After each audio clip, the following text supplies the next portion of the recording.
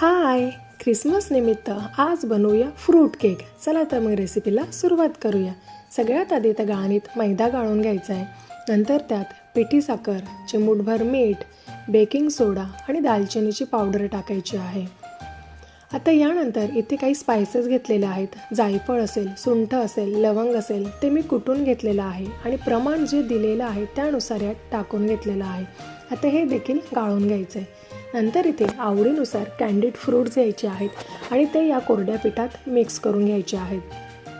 नंतर इथे तूप मी मेल्ट करून घेतलेलं आहे. त्यात व्हॅनिला एसेन्स आणि व्हिनेगर टाकून मिक्स करायचं आहे. आता आपलं जे कॅन्डीड फ्रूटचं बॅटर होतं ते यात टाकायचं आहे आणि मिक्स करायचं आहे. नंतर आवश्यकतेनुसार दूध टाकून घट्टसर असं केकचं बॅटर तयार करून घेतलेलं आहे. नंतर मोल्डमध्ये टाकून व्यवस्थित पसरवून घ्यायचं आहे आणि प्रीहीट केलेल्या भांड्यात ठेवून हे साधारण 50 ते 55 मिनटं बेक करायचं आहे. आता इथे 55 मिनटानंतर आपला केक खूप छान बेक झालेला आहे. आता इथे मस्तपैकी कट करायचा आहे आणि एन्जॉय करायचा आहे आपला फ्रूट केक. तुम्ही बघू शकता अतिशय कलरफुल असा आपला केक तयार झालेला आहे. जाळीदार आणि सॉफ्ट आणि स्पंजी असा केक नक्की ट्राय करा.